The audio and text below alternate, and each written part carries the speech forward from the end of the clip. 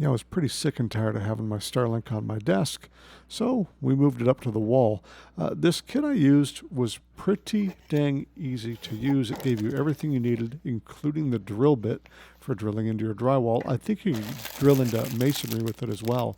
They gave you all the screws and anchors, everything you need. It was even in a really nice plastic bag. First thing you did was tape this little thing up on the wall. It was self-adhesive. You drill your little holes through it. Screw your screws into the wall, either with the drywall anchors or without, and then put in your Starlink. The power brick just snaps right in. Super stinking easy to do. And same thing with the Wi-Fi unit, just snaps in the top. What I really like about this thing is on the back side, there's an air gap. I noticed my Starlink was getting a little hot sometimes, so this gives a little better circulation for it.